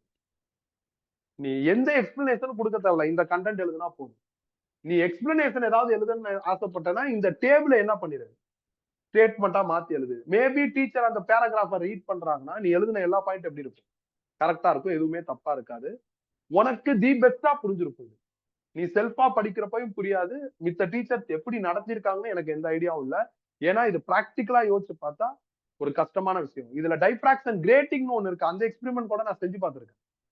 இது நான் செஞ்சு பார்த்தது இல்லை, செட்டப் கிடைக்கல. செட்டப் ரெடி பண்ணி தரதுக்கு சப்போர்ட்டும் கிடைக்க மாட்டேங்குது. நீங்க எனக்கு இதெல்லாம் இந்த செட்டப்லாம் ரெடி பண்ணி கொடுங்கன்ட்டு இந்த லேப் எக்ஸ்பெரிமெண்ட்டை ரெடி பண்ணி தர கம்பெனிஸ்ல அப்ரோச் பண்ணாலும் இதுக்கு என்ன பண்ண மாட்டேங்கிறாங்க, பெருசா ரிஸ்க் எடுக்க மாட்டேங்கிறாங்க, காலம் கடத்துறாங்க. அதுக்கப்புறம் நானும் அவங்கள ஃபாலோ பண்ணலாம், என் மேலேயும் தப்பு இருக்கு. பட் நம்ம வந்து எக்ஸாம் பாயிண்ட் ஆஃப் வியூ யோசிச்சோம்னா எக்ஸ்பெரிமெண்ட் செஞ்சாகணும்னு ஒன்றும் அவசியம் இல்லை. இப்ப ஒரு ஓப்பனிங் இருக்கு, சின்னதா ஒரு ஓப்பனிங் இருக்கு, லைட் வந்து படுதுன்னு வச்சு, அந்த ஓப்பனிங் வழியா லைட் போகுது, சிலது வளைஞ்சு போகுது, எல்லாம் ஓகே. அந்த ஓப்பனிங் இந்த இந்த இடத்துல ஓப்பனிங் இருக்குன்னா இந்த பக்கமும் இந்த பக்கமும் ஒபேக் மெட்டீரியல் தானே இருக்கும், லைட் போகாத மெட்டீரியல் தானே இருக்கும். இது ஓப்பனிங்னா மித்ததெல்லாம் என்னது, க்ளோஸ்டுன்னு அர்த்தம். அப்ப இவனோட ஷேடோ உழுகலாம் அந்த சைடு, வளைஞ்ச லைட்டு அந்த ஷேடோக்குள்ள தான் படும், ஷேடோவை தாண்டி என்ன ஆகாது, போகாது. அதனால எல்லா புக்லயும் டைப்ராக்ஷனோட ஃபர்ஸ்ட் ஸ்டேட்மெண்டா அதான் இருக்கும், bending of light in shadowed region அப்படின்னு இருக்கும். அது என்னடான்னு குழப்பிக்காத, ஓப்பனிங்கோட ஷேடோ ஒண்ணு அந்த பக்கம் ஸ்கிரீன்ல விழுகும். வளைஞ்சவங்க எல்லாம் எங்க போவாங்க, அந்த ஷேடோ ரீஜனுக்குள்ளதான் வளைஞ்சிருப்பாங்க. 30 டிகிரியோ 45 டிகிரியோ வளையுதுன்னா அது அந்த ஷேடோ ரீஜனுக்குள்ளதான் இருக்கும், அதை தாண்டி என்ன ஆகாதுன்னா வளையாது. கண்டிஷன் ஃபார் ஃபர்ஸ்ட் மினிமா இருக்குல்ல, இதுக்கு ஒரு டீடைல்டு இன்வெஸ்டிகேஷன் இருக்கு. அதுவும் நம்ம சிலபஸ்ல இல்ல, ஸ்டேட் போர்ட் பசங்களுக்கு தான் உண்டு. அதனால நீ அதை பத்தி என்ன பண்ண தேவையில்ல, யோசிக்க தேவையில்ல. இப்ப நாம என்ட்ரன்ஸுக்கும் போர்டுக்கும் எக்ஸ்ட்ரீமா படிச்சாச்சு. இன்டர்ஃபரன்ஸுக்கும் டைப்ராக்ஷனுக்கும் அடிப்படையாவே வித்தியாசம் இருக்கு. இன்டர்ஃபரன்ஸ்னா 2 லைட் ஆட் ஆகுறது, டைப்ராக்ஷன்னா பெண்டிங் ஆஃப் லைட். இதுதான் உண்மையான டிஃபரன்ஸ். பட் எல்லா புக்கும் சொல்லி வச்ச மாதிரி இந்த உண்மையை மறைச்சிட்டு இன்டர்ஃபரன்ஸோட ஸ்கிரீன் ரிசல்ட்டையும் டைப்ராக்ஷனோட ஸ்கிரீன் ரிசல்ட்டையும் கம்பேர் பண்ணி difference between interference and diffraction எழுதியிருக்காங்க. அதுதான் இதே நோட்ஸ்ல நான் கடைசி பேஜ்ல பண்ணி வச்சிருக்கேன். ஒரு சின்ன டேபிள் இருக்கும், இந்த டேபிள்ல difference between interference and diffraction இருக்கும். என்னோட பாயிண்ட் ஆஃப் வியூல இது அபத்தம், இது தப்பு. இன்டர்ஃபரன்ஸ்ங்கிறது ஒரு ப்ராப்பர்ட்டி ஆஃப் வேவ், டைப்ராக்ஷன்ங்கிறது வேற ஒரு ப்ராப்பர்ட்டி ஆஃப் வேவ், ரெண்டு வேற வேற. நீங்க ப்ராப்பர்ட்டி டிஃபரன்ஸ் எழுதுறதை விட்டுட்டு இவங்க என்ன பண்றாங்க, ஸ்கிரீன் டிஃபரன்ஸ் எழுதுறாங்க. இப்ப இன்டர்ஃபரன்ஸ்ல ஸ்கிரீன் எப்படி இருக்கும், பிரைட் டார்க் ஈவன் சைஸ்ல இருக்கும். இதுல அப்படி இல்ல, பிரைட் ஒரு சைஸ்ல இருக்கு, டார்க் பின் பாயிண்ட் ஆயிடும். இன்டர்ஃபரன்ஸ்ல பிரைட் டார்க் நிறைய வரும், 50 60 வரும். இதுல அவ்வளவுலாம் வராது, ஒரு 5 6 தான் வரும். இன்டர்ஃபரன்ஸ்ல சென்ட்ரல் பிரைட்டோட பிரைட்னஸும் எனி பிரைட்டோட பிரைட்னஸும் ஈக்குவலா இருக்கும். இதுல அப்படி இல்ல, சென்ட்ரல் பிரைட் ரொம்ப வெளிச்சமா இருக்கு, அடுத்தடுத்த பிரைட் எப்படி இருக்கு, வெளிச்சம் கம்மியா இருக்கு. இதுதான் டிஃபரன்ஸா சொல்லியிருப்பாங்க. ஸ்கிரீன் டிஃபரன்ஸ் போய் இங்க என்ன பண்ணிருக்காங்க, ஹைலைட் பண்ணிருக்காங்க. அவங்க ஹைலைட் பண்ண வேண்டியது ப்ராப்பர்ட்டி டிஃபரன்ஸா ஹைலைட் பண்ணிருக்கணும். பட் எந்த புக்கும் அப்படி பண்ணல. அப்ப இதுவும் நீ ஒரு தியரி கொஸ்டினா என்ன பண்ணிக்கலாம், யூஸ் பண்ணிக்கலாம். இப்ப நாம ப்ராப்ளம்க்குள்ள போலாம். ரெண்டே ஸ்டைல் ப்ராப்ளம் தான். ஒய்ய வச்சு ப்ராப்ளம், ஒய்னா இந்த ஜோனை வச்சு ப்ராப்ளம், தீட்டா வச்சு ப்ராப்ளம். தீட்டா வச்சு ப்ராப்ளம் வரப்ப நான் மேக்சிமா, சென்ட்ரல் மேக்சிமாவுக்கு 0 போடக்கூடாதுன்னு சொன்னல, அதுக்கான எக்ஸ்பிளனேஷனையும் உனக்கு கொடுத்துறேன். அண்ட் ஆல்சோ டைப்ராக்ஷன் நல்லதா கெட்டதா அதையும் யோசிக்கணும். கெட்டது. இப்ப நல்லா இமேஜின் பண்ணுங்க, ஏன்னா போர்ட்ல வரைய முடியாது, இடம் இல்ல. இது ஒரு லென்ஸ், நான் இந்த பக்கம் ஒரு ஆப்ஜெக்ட் வச்சிருக்கேன், சின்ன ஆப்ஜெக்ட். இதோட இமேஜ் இந்த பக்கம் கிடைக்குது. நான் இதோட இமேஜ பாக்குறேன், நல்லா பெருசா இருக்கு. இப்ப இந்த ஆப்ஜெக்ட் சின்னது தானே, அதுக்குள்ள லைட் போகுதுல. ஆப்ஜெக்ட்ல ஒரு ஆட்டமுக்கு இன்னொரு ஆட்டமுக்கு நடுவுல இருக்கிற கேப் வந்து 10⁻⁻10 மீட்டரா இருக்கும். அந்த கேப் வந்து ஓப்பனிங். அப்ப ஆப்ஜெக்ட்ல நிறைய குட்டி குட்டி ஓப்பன்ஸ் இருக்கு. அந்த ஓப்பனுக்குள்ள லைட் போறப்ப என்ன ஆகலாம், டைஃப்ராக்ட் ஆகலாம். அப்ப ஆப்ஜெக்ட்ல இருந்து வெளியே வர லைட் ரே என்ன இருக்கும், ஒரு மாதிரி டைஃப்ராக்ட் ஆயிருக்கும். டைஃப்ராக்ட் ஆன லைட் ரே இந்த லென்ஸ்னால அதுவா ஆட் ஆயிருக்கும். அதுவா ஆட் ஆகி இந்த மினிமா வரலாம். இந்த ரெண்டு மினிமா வந்துருச்சுன்னு வச்சுக்கோங்களேன், சென்ட்ரல் பிரைட் வந்துடும். சென்ட்ரல் பிரைட் தான் இருக்கிறதே டேஞ்சர். இந்த பிரைட்லாம் குவாலிட்டி கம்மியா இருக்கு. அப்ப டைஃப்ராக்ஷன் நடந்து இந்த ரெண்டு மினிமா வந்து சென்ட்ரல் பிரைட் ப்ரொடியூஸ் ஆயிடுச்சுன்னா, ஏற்கனவே இந்த இடத்துல ஒரு இமேஜ் இருக்கா, அந்த இமேஜுக்குள்ள சென்ட்ரல் பிரைட் வந்து இமேஜோட குவாலிட்டியை டவுன் பண்ணிடும். இமேஜ் ஒரு மாதிரி கிளார் அடிச்ச மாதிரி, பிளர்ரா தெரியுற மாதிரி. புரியுதா என்னன்ட்டு? சோ இது வந்து நடக்கக்கூடாது. இது நடக்கக்கூடாதுன்னா இந்த ரெண்டு மினிமா வரக்கூடாது. இந்த ரெண்டு மினிமா வரலைன்னா சென்ட்ரல் பிரைட் கேப்சர் ஆகாது. அப்ப பிரச்சனையே இல்லை, நம்ம இமேஜ் கிளியரா தெரியும். சோ பாயிண்ட் இதான், நம்மளுக்கு எது தெரியக்கூடாது, சென்ட்ரல் பிரைட் தெரியக்கூடாது. சென்ட்ரல் பிரைட் தெரியக்கூடாதுன்னா என்ன நடக்கக்கூடாது, மினிமான்னு ஒண்ணு வரவே கூடாது. அதனாலதான் இந்த ஃபர்ஸ்ட் மினிமாங்கிற டைட்டில் ஹைலைட் ஆகுது. அது நம்மளுக்கு இல்ல. அது ஏன் ஸ்பெசிபிக்கா ஃபர்ஸ்ட் மினிமா மட்டும் கொஞ்சம் டெப்தா ஹைலைட் பண்றாங்கன்னா காரணம் இதான். ஃபர்ஸ்ட் மினிமான்னு வந்தாதான் சென்ட்ரல் பிரைட்னு ஒண்ணு வரும். மிச்சமெல்லாம் வரான், ஏன் வரல, அது பிரச்சனையே இல்லைன்னா அவங்க குவாலிட்டி கம்மியா இருக்கு. ஆனா இவன் மட்டும் எப்படி இருக்கான், ரொம்ப வெளிச்சமா இருக்கான். சென்ட்ரல் பிரைட் வரணும்னா யார் வரணும், ரெண்டு மினிமா வரணும். ரெண்டு மினிமா வரணும்னா லைட் வளையணும். லைட் வளையலைன்னா பிரச்சனையே இல்லை. அப்ப டைஃப்ராக்ஷன் நடக்காம இருந்தாதான் நல்லா இருக்கு. இப்ப நான் சொன்ன இந்த பாயிண்ட், இப்ப நான் ஒரு டயக்ராம் மாதிரி இமேஜின் பண்ணுங்கன்னு சொன்னல, இதெல்லாம் ரிசால்விங் பவர் ஆஃப் மைக்ரோஸ்கோப்ல வரும். ஏன்னா மைக்ரோஸ்கோப்ங்கிறது ஒரு லென்ஸ் தானே, அதுல வரும். அதுவும் நம்மளுக்கு இப்ப என்ன இல்ல சிலபஸ்ல இல்ல. ஏன் இல்லைன்னா இந்த மேக்ஸ்லயே சொதப்பல்பா. அந்த மேக்ஸ்ல இன்னும் உச்சகட்ட சொதப்பல். சொதப்பலோட தான் புக்ல எழுதியிருப்பாங்க. நியாயமா ஒரு மேத்தமெட்டிக்கல் ஸ்டெப் வருதுன்னா, ஒரு ட்ரையாங்கிள் வருதுன்னா என்னப்பா பண்ணுவாங்க? நாங்க இந்த ட்ரையாங்கிள சூஸ் பண்ணோம்னா எல்லா புக்லயும் எழுதுவாங்களா? இந்த மாதிரி டைட்டில் எல்லாம் போய் பாரு. அந்த மாதிரி ஒண்ணுமே எழுதியிருக்க மாட்டாங்க. சும்மா அப்படியே பிளாங்கா எழுதி அப்படின்னாவே நம்ம புரிஞ்சுக்கலாம் இது என்னது சொதப்பல் அப்படின்ட்டு. இருக்கு உண்மையான மேக்ஸ்லாம் இருக்கு. அது உன் ஏஜுக்கு உனக்கு தேவையில்ல. அதனால நீ அதுக்குள்ள போய் ஹை லெவல் காம்ப்ளெக்ஸ் மேத்ஸ்ல குழப்பிக்க வேண்டிய அவசியம் இல்ல. நீ இத படிச்சா போதும். ரிசால்விங் பவர் இல்லாததுனால டைஃப்ராக்ஷன் நடந்தா நல்லதா கெட்டதா அப்படிங்கிற அந்த ப்ராஸ்பெக்ட்டுக்குள்ளேயும் போக வேண்டிய அவசியம். மீன் ஒயில் இதான் ஃபார்முலா. இத வச்சு நாம என்ன பண்ணணும்? ப்ராப்ளம்ஸ் பார்க்கணும். எடுங்க. First problem.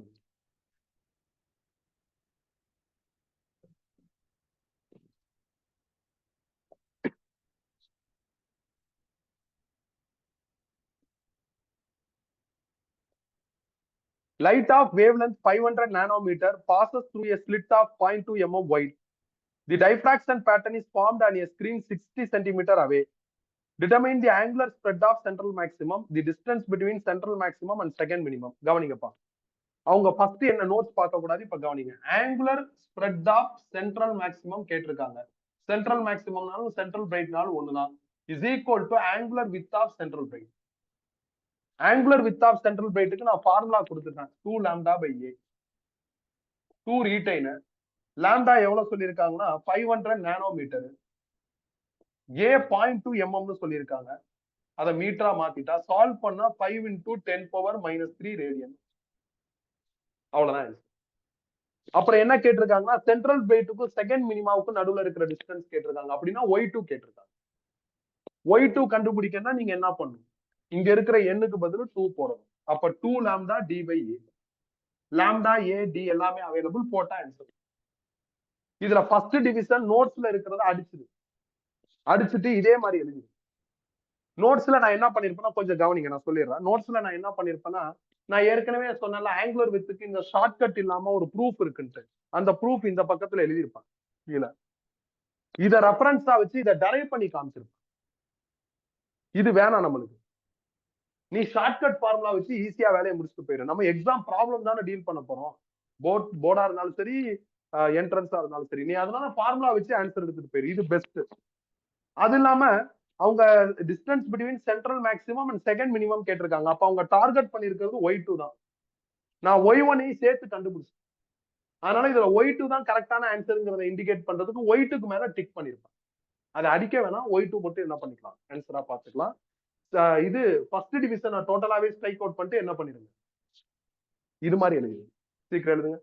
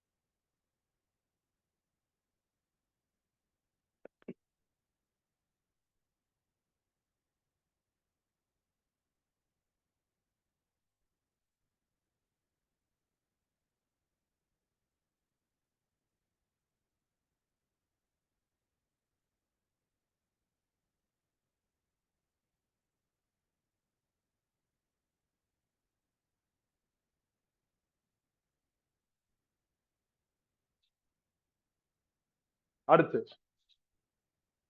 Third problem.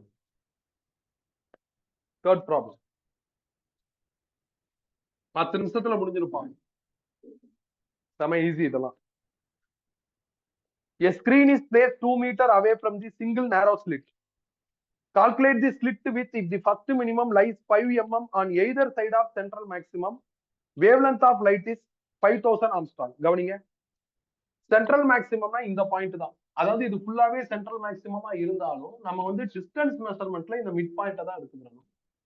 Central மேக்ஸிமமுக்கும் first மினிமமுக்கும் நடுவுல இருக்கிற கேப் இதான் ஃபர்ஸ்ட் மினிமம். நடுவுல இருக்கிற கேப் வந்து 5 மில்லிமீட்டர்னு சொல்லியிருக்காங்க. இந்த பக்கம் 5 மில்லிமீட்டர்னா இந்த பக்கம் எவ்வளவு இருக்கும்? 5 மில்லிமீட்டர் தான் வரும். அப்ப இந்த நம்பரை கொடுத்துட்டு அவங்க ஸ்பிளிட் ஒய்டு கேட்டிருக்காங்க. அப்ப y1 கொடுத்திருக்காங்க. அப்ப இந்த ஃபார்முலால n-க்கு பதில் 1 போட்டுருங்க. அப்ப y1 is equal to lambda d by a ன்னு வந்துரும். இதுல இருந்து a கண்டுபிடிச்சா lambda d by y1 வந்துரும். lambda நம்மளுக்கு ஆஃபர் பண்ணிருக்காங்க எவ்வளவு அப்படின்னா 5000 ஆம்ஸ்ட்ராங். ஆம்ஸ்ட்ராங்னா 10 பவர் மைனஸ் 10. கேபிட்டல் டி 2 மீட்டர்னு சொல்லியிருக்காங்க. y1 5 millimetre. சால்வ் பண்ணி ஸ்பிளிட் ஒய்டு எடுத்தேன். ஓகேவா? உனக்கு இந்த கொஸ்டினோட சொல்யூஷன் புரியணும் அப்படிங்கறதுனால நான் என்ன பண்ணிருப்பேன்னா இந்த ஒய் ரிலேட்டட் கொஸ்டின்ஸ் எல்லாத்துலயும் பக்கத்துல ஸ்கிரீன் வரைஞ்சிருக்கும். ஸ்கிரீனை பார்த்த உடனே உனக்கு என்ன ஆயிரும்? ஆன்சர் ஈஸியா புரியும். இப்ப உண்மையிலுமே ஆக்சுவலா என்னன்னா இப்ப சென்ட்ரல் பிரைட் இப்படி போடுறோமா, இது தப்பு. இந்த பக்கம் போடணும். இந்த பக்கம் போட்டா எப்படிப்பா இருக்கும்? இன்னும் கன்ஜஸ்டடா தெரியும். அதனால நான் அந்த சைடு போட்டேன்.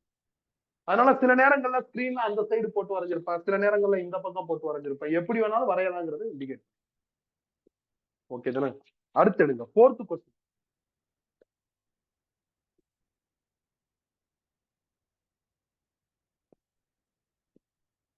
A screen is placed 50 centimeters from a single slit, which is illuminated with 6000 Armstrong light. If the distance between first and third minima in diffraction pattern is 3 millimeter, what is the width of slit? அதாவது first மினிமாவுக்கும் third மினிமாவுக்கும் நடுவுல இருக்கிற distance கொடுத்திருக்காங்க. இது first மினிமாப்பா, இது second minima, இது third minima. நடுவுல இருக்கிற இந்த டிஸ்டன்ஸ் கொடுத்திருக்காங்க 3 மில்லிமீட்டர். இது கொடுத்துட்டு என்ன கேட்டிருக்காங்கன்னா ஸ்லிட் ஒய்டு கேட்டிருக்காங்க. சென்ட்ரல் பிரைட்டோட ரெஃபரன்ஸுக்கும் ஃபர்ஸ்ட் மினிமாவுக்கும் நடுவுல இருக்கிற கேப் y1. சென்ட்ரல் பிரைட்டோட ரெஃபரன்ஸுக்கும் தேர்ட் மினிமாவுக்கும் நடுவுல இருக்கிற gap y3.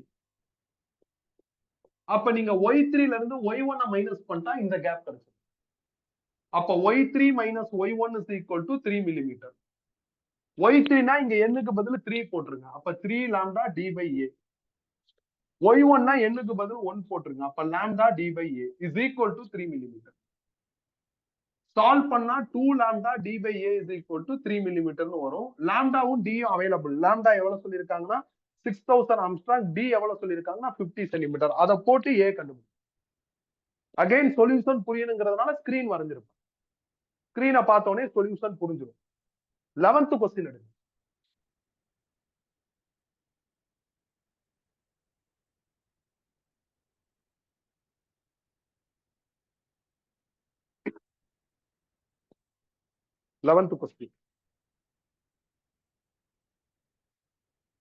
A beam of light of wavelength 600 nanometer from a distant source falls on a single slit 1 mm wide and resulting diffraction pattern is observed on screen 2 meter away.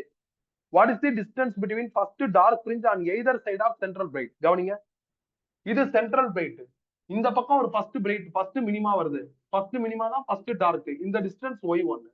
இது central bright. இந்த பக்கமும் first minima வருது. அப்ப இந்த டிஸ்டன்ஸும் y1 தான். இவங்க என்ன கேக்குறாங்கன்னா central பிரைட்டோட ரெண்டு பக்கமும் ஃபர்ஸ்ட் மினிமா இருக்கு. இந்த ரெண்டு ஃபர்ஸ்ட் மினிமாவுக்கும் அக்ராஸா உள்ள டிஸ்டன்ஸ் எவ்வளவு அப்படின்னு கால்குலேட் பண்ண சொல்லியிருக்காங்க. அப்ப இது வேணும். which means 2y. 2 ரீடைன் பண்றா. y1னா இந்த ஃபார்முலால n-க்கு பதில் 1 போடணும். அப்ப lambda d by a. கொஸ்டின்ல லாம்டா கொடுத்திருக்காங்க 600 நானோமீட்டர், கேபிட்டல் டி 2 மீட்டர், ஏ ஒய்டு ஸ்லிட் ஒய்டு 1 மில்லிமீட்டர் போட்டா ஆன்சர். ஓகே, இப்ப இந்த 4 கொஸ்டினுமே ஸ்கிரீன் பேஸ்டு கொஸ்டின். நான் 4 கொஸ்டினுக்குமே ஸ்கிரீன் வரைஞ்சிருக்கேன். இது ஒரு ஸ்டைல். இன்னொரு ஸ்டைல் தீட்டா கொடுக்கிறது. கொஸ்டின் நம்பர் 5 எடுங்க.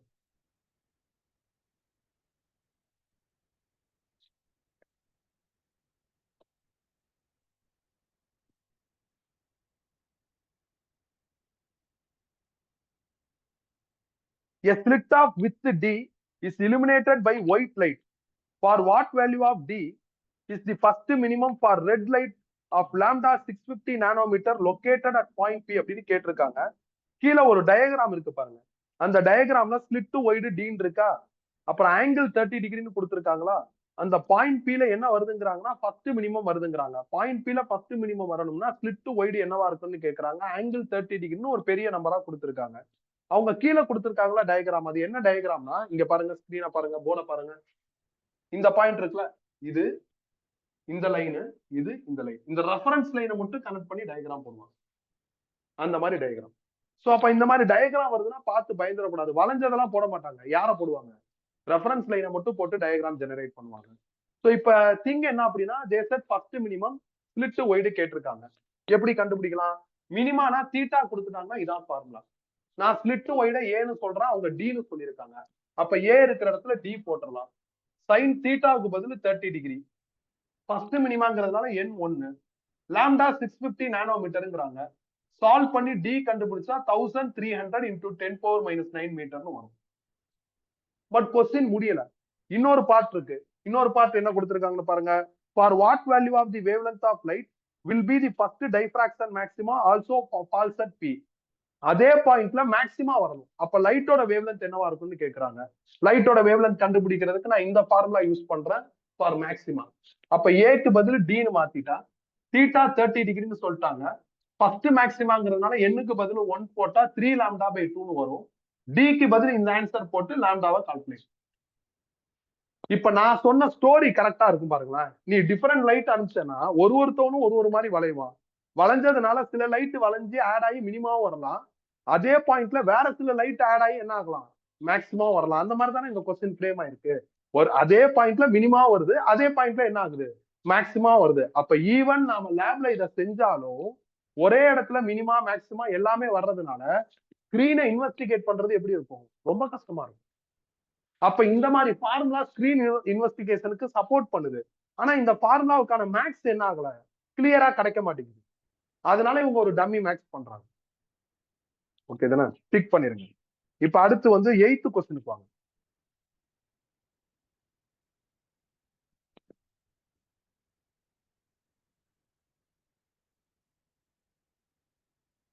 In single slit experiment, a slit with A is illuminated by a monochromatic light of wavelength 700 nanometer at normal incident. Calculate the value for the position of first minimum at an angle 30 degree, first maximum at an angle 30 degree கேட்டிருக்காங்க. இது ரொம்ப சிம்பிளான question பா. First மினிமான்னு சொல்லிட்டாங்க. அப்ப இந்த formula போயிருங்க. Split with calculate பண்ணணும். தீட்டா 30 டிகிரி, ஃபர்ஸ்ட் மினிமானால எண் 1, லாம்டா 700 நானோமீட்டர். இதை வச்சு ஏ கண்டுபிடிச்சிடலாம். அடுத்து இந்த ஃபார்முலா வாங்க. ஏ தெரியாது, தீட்டா வந்து 30 டிகிரி, ஃபர்ஸ்ட் மேக்ஸிமான எண்ணுக்கு பதில் 1 போட்டா 3 லாம்டா பை 2ன்னு வந்துரும். லாம்டாவுக்கு பதில் 700 நானோமீட்டர் போட்டு போட்டா ஏ கிடைச்சிடும். இப்ப இதுவும் நான் சொன்ன லாஜிக்ல வருது பாருங்க. நான் என்ன சொன்னேன்? டோர் பிக்சடா இருக்கு, நம்ம வேற வேற சைஸ்ல போறோம். அப்பயும் வளையறதுக்கு வாய்ப்பு இருக்கு. நம்ம பிக்சடா இருக்கும், டோரை வேற வேற சைஸ்ல மாத்துறது. பாருங்க, இதுல ஏ ஒரு மாதிரி இருக்கும், இதுல ஏ வேற மாதிரி இருக்கும். இதுல ஏ இந்த மாதிரி இருக்கிறப்ப அந்த இடத்துல மினிமா வருது. இதே ஏவை வேற மாதிரி மாத்தினா அந்த இடத்துல மேக்ஸிமா வருது. ஓகே தானே? அப்ப இந்த ரெண்டு ப்ராப்ளத்துல நான் சொன்ன எல்லா ஸ்டோரியும் என்ன ஆகுது? ஆட்டோமேட்டிக்கா கவர் ஆகுது. அப்படின்னா நானும் எதுவும் தப்பாலாம் சொல்லல. நான் ரொம்ப நுணுக்கமா படிச்சுதான் அதை எக்ஸ்பிளைன் பண்ணிருக்கேன். டைஃப்ராக்ஷன் கிரேட்டிங் செஞ்சிருக்கிறதுனால எனக்கு ஓரளவுக்கு டைஃப்ராக்ஷன் ரிசல்ட்ல ஐடியா இருக்கு. எந்த ஐடியாவும் இல்லாம பிளாங்காலாம் சொல்லி தரல. ஓகே தானே? அடுத்து என்னன்னா 10th கொஸ்டின் வாங்க. 10th question.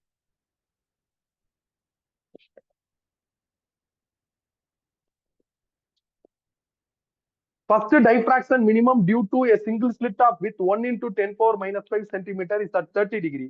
Then wavelength of light used கேட்டிருக்காங்க. Again simple. First minimum சொல்லிட்டாங்க, ஸ்லிட் ஒய்டு கொடுத்துட்டாங்க, வேவ்லென்த் கேக்குறாங்க 30 டிகிரி. அப்ப இந்த ஃபார்முலா போயிருங்க. ஏக்கு பதில் 1 into 10⁻⁵ சென்டிமீட்டர், அதை மீட்டரா மாத்திட்டேன். தீட்டா 30 டிகிரி, ஃபர்ஸ்ட் மினிமானால எண்ணுக்கு பதில் 1, லாம்டா தெரியாது. இருக்கிறது 3 டேட்டா தான்ப்பா, ஏ தீட்டா லாம்டா. 2 டேட்டா இருக்கும், ஒரு டேட்டா கண்டுபிடிக்கிற மாதிரி இருக்கும். Maximum first minima, first minima, first maxima இப்படிதான் சொல்லுவாங்க. என்ன காரணம்? அதை தாண்டி பெண்ட் ஆகாது. அதனால இவ்வளவுதான், இதுக்குள்ளே தான் என்ன பண்ணுவாங்கன்னா ப்ளே பண்ணுவாங்க. ஓகே தானே? 10th கொஸ்டின் முடிஞ்சிருச்சு. செகண்ட் கொஸ்டின் எடுங்க, இம்பார்ட்டன்ட் போடுங்க.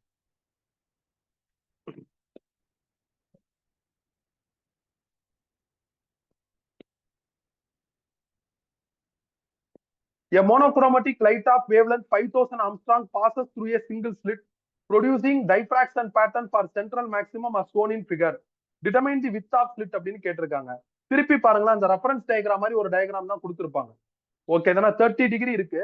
உங்களுக்கு அந்த பாயிண்ட்னால அந்த 30 டிகிரி லைட் பெண்ட் ஆகி அந்த பாயிண்ட்ல லைட் ஆட் ஆகுறதுனால என்ன கிடைக்குதுங்கிறாங்க?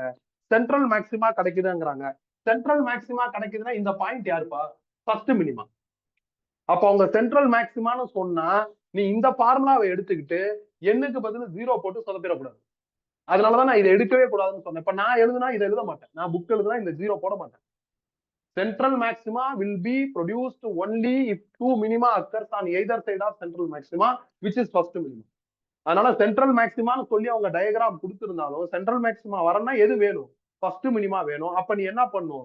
இந்த ஃபார்முலா தான் எடுக்கணும். ஏக்கு பதில் ஏ, சைன் தீட்டாவுக்கு பதில் 13 இருக்கு. ஃபர்ஸ்ட் மினிமானால எண்ணுக்கு பதில் 1, லாம்டா 5000 போட்டு ஏ இருக்கு. புரியுதா? இததான் நான் இந்த இடத்துல சொல்லியிருந்தேன், இந்த 0 போட வேணாம். இப்ப அவங்க கொடுத்திருக்கிற டயக்ராம் படி பாருங்களேன், அந்த பாயிண்ட்ல மினிமா வந்தாதானே சென்ட்ரல் மேக்சிமா ப்ரொடியூஸ் ஆகும். அப்ப நீ வந்து ஸ்பிளிட் ஒய்டு யாருக்கு செட் பண்ணும்? மினிமாவுக்கு தான் செட் பண்ணும். முதல்ல வளையிற லைட்னால மினிமா, அடுத்தடுத்த மேக்சிமா வரணும். வளையாத லைட்னாலதான் சென்ட்ரல் மேக்சிமா வரப்போகுது. கரெக்ட் தானே? அப்ப டைப்ராக்ஷன்ங்கிறது வளைஞ்சவனுக்கு தான் அப்ளிகபிள். அதனால நீ அந்த மினிமாவுக்கு தான் என்ன பண்ணும்? இதை டீல் பண்ணும். இது ஒரு சின்ன ட்விஸ்ட். ஏன்னா நம்ம இந்த கொஸ்டினை நார்மலா பாக்குறப்ப ஏன் சென்ட்ரல் மேக்சிமானா இந்த ஃபார்முலால என் 0 போடக்கூடாதா அப்படிங்கிற ஒரு தாட் வரும்.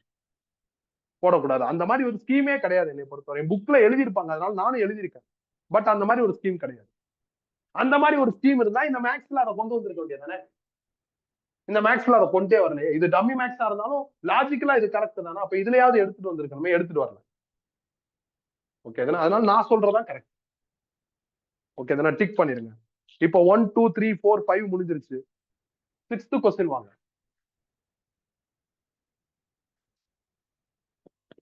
6th question. For a given single slit, the diffraction pattern is obtained on a fixed screen.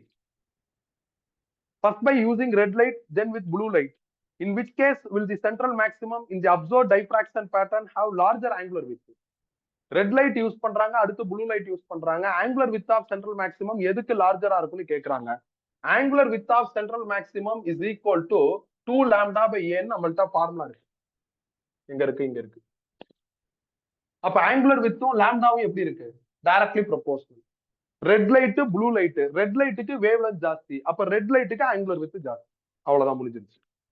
7th question no need போட்டுருங்க. அது ரிசால்விங் பவர் ஆஃப் மைக்ரோஸ்கோப்போட சேர்ந்து வர கொஸ்டின், அதனால நோ நீட் போட்டுருங்க. 8th முடிச்சாச்சு, 9th எடுங்க, இம்பார்ட்டன்ட் போடுங்க.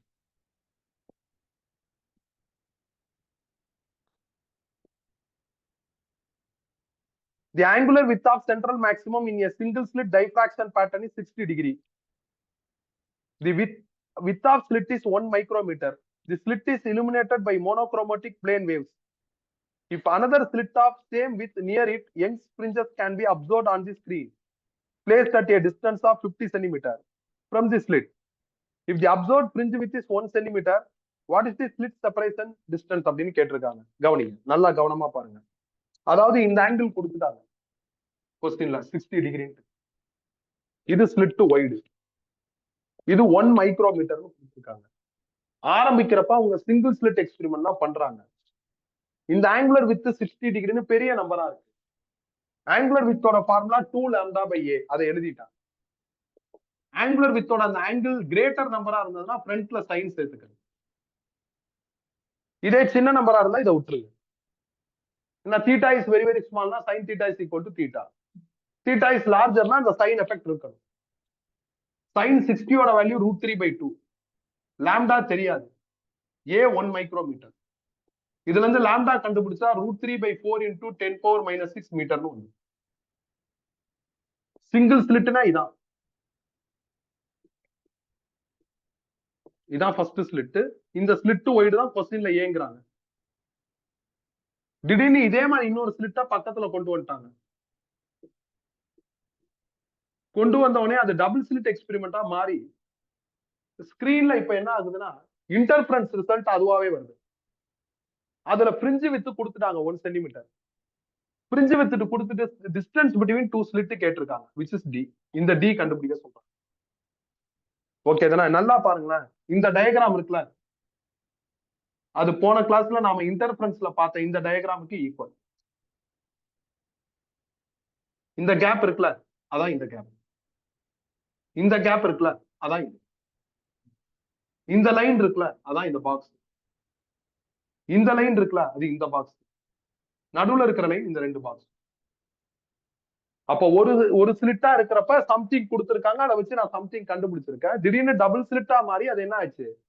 யங்ஸ் எக்ஸ்பெரிமெண்டா ஃபாலோ பண்ண ஆரம்பிச்சு. அப்படின்னா பீட்டா கொடுத்துட்டாங்க பிரிஞ்சு வித். கொடுத்துட்டு என்ன கேட்டிருக்காங்கன்னா இந்த டி கேட்டிருக்கு. பிரிஞ்சு வித்தோட ஃபார்முலா தெரியும் நம்மளுக்கு, லாம்டா டி பை டி. இதுல இருந்து டி கண்டுபிடிச்சா லாம்டா டி பை பீட்டான்னு வந்துடும். லாம்டா இங்க மேல கண்டுபிடிச்சோம், அதை யூஸ் பண்ணிக்கோங்க. √3/4 × 10⁻⁻⁶. பீட்டா 1 சென்டிமீட்டர்னு இருக்கு, அதை மீட்டரா மாத்திட்டா. கேபிட்டல் டி 50 சென்டிமீட்டர்னு இருக்கு, அதையும் மீட்டரா மாத்திட்டா. இதான் பாயிண்ட். நீ சிங்கிள் ஸ்லிட் எக்ஸ்பெரிமெண்ட்ல இருந்து டபுள் ஸ்லிட்டுக்கு போகுது, டஃபா இருக்குல்ல, யோசிக்காத, சாதாரண விஷயம். அதனாலதான் நான் உனக்கு டயக்ராம் வரைஞ்சுட்டாங்க. நீ திருப்பி எடுத்து படிக்கிறப்ப இந்த கொஸ்டின்ல டவுட் வந்துச்சுன்னா வீடியோ எடுத்து டயக்ராம பார்த்து. ஓகே, இப்போ ஒண்ணும் தேவையில்ல, இது சாதாரண கேள்விதான். பார்க்க பயமுடுத்துற மாதிரி இருக்கும், நார்மல் கொஸ்டின். 12th கொஸ்டின் எடுங்க.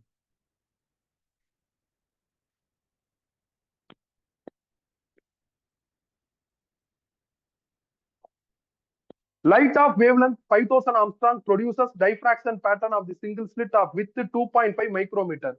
What is the maximum order of diffraction possible னு கேட்டிருக்காங்க. எப்பயாவது ஆர்டர் கேட்டாங்கன்னா, மேக்ஸிமம் ஆர்டர்னா ஆர்டர் கேட்டாங்க அப்படின்னா நீங்க இந்த ஃபார்முலா யூஸ் பண்ணுங்க. A sin theta is equal to n lambda. Maximum ஆர்டர்னா sin theta விட்டுருங்க, ஏன்னா அதோட மேக்ஸிமம் நம்பர் 1. ஏக்கு பதில் ஸ்லிட் ஒய்டு கொடுத்திருக்காங்க 2.5 மைக்ரோமீட்டர். என் தான் கேட்டிருக்காங்க, லாம்டா 5000 ஆம்ஸ்ட்ராங். சால்வ் பண்ணா n5. அதாவது டோட்டல் பிரைட் டார்க்கோட கவுண்ட் வந்து 5 இருக்கும். இதான் ஆர்டர். ஏன் இந்த ஃபார்முலாவை யூஸ் பண்ணும்? பெருசா எங்கேயும் எக்ஸ்பிளனேஷன் இல்ல. இதே மாதிரி ஒரு பிரச்சனை டபுள் ஸ்லிட் எக்ஸ்பெரிமெண்ட்லயே வந்துச்சு. நான் ஒரு இடத்துல சொல்லியிருப்பேன், சோடியம் லைட் யூஸ் பண்றப்ப இத்தனை பிரிஞ்சு வருது, வயலட் லைட் யூஸ் பண்ணா எத்தனை பிரிஞ்சு, அதுக்கு n lambda is equal to constant போட்டுக்கோங்க. அதுக்கு எக்ஸ்பிளனேஷன் கிடையாதுன்னு சொல்லியிருப்பேன். அதே மாதிரி இதுக்கு எக்ஸ்பிளனேஷன் கிடையாது. கேட்டா இந்த மாதிரி ஃபாலோ பண்ணிக்கோ. எக்ஸ்பிளனேஷன் புதுசா, அதாவது டெப்தா இல்லாத கொஸ்டின் பொதுவா எக்ஸாம்ல தொடர்ச்சியா வரமாட்டேங்குது. நாலேஜ் இல்லாத கொஸ்டின் செட்டர் என்ன பண்ணுவாங்க, இந்த மாதிரி கொஸ்டின் என்னன்னே தெரியாது கேட்டு வச்சிருவாங்க. நாலேஜ் இருக்கிறவங்க கேட்க மாட்டாங்க. இதுல வந்து ஒழுங்கா எக்ஸ்பிளனேஷன்ல பசங்க தெளிவா படிச்சிருக்க மாட்டாங்கன்னு கேட்க மாட்டாங்க. சோ இதோட என்ன ஆயிடுச்சு, டைஃப்ராக்ஷன் கம்ப்ளீட்டா முடிஞ்சுது. ஓகே தானே? கொஸ்டின் டிக் பண்ணிக்கோங்க.